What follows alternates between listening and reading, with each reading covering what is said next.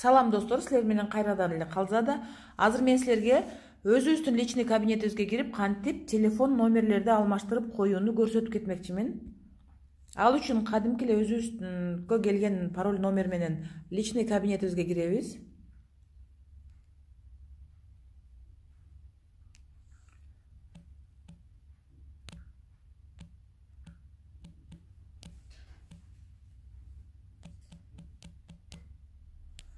Личный кабинетибизге киргенден кийин бизге мындай болгон каталогдун сүрөтү чыгып калат, өзүңөр билесиңер.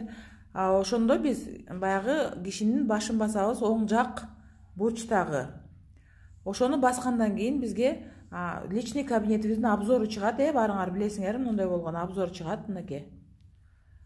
Ошолордун ичинде личные данные деген жер бар. Ал деген өзүбүздүн личный данныйларыбыз турган жер бар. Ошону басабыз. Мынакей. Силерге подробно көрсөтүп коеюн. Мынакей, көрдүңөрбү? Ушул могу кишинин башы сыяктуу болуп турган личный данные деген болот. Ошону басабыз. Личный данныйды баскандан кийин мындай болгон маалыматтар чыгат. Ушул жерде өзүңөр көрсөңөр, мынакей, парольду алмаштырыш үчүн могу настройканы басабыз. Контактные данные деген жерден, мына жерден телефондорду басабыз, көрдүңүздөрбү? Почтовый адрес деген жерден, могу жерден электронный адресин өзгөртөбүз. Азыркы мен силерге көрсөтүп берчү нерсе бул контактные данные. Мынакей, контактные данные дегенди басам. Ушул жерди баскандан кийин телефон номер чыгат. Мынакей, көрдүңүздөрбү? Мынакей, сменить телефон с номером деп чыкты.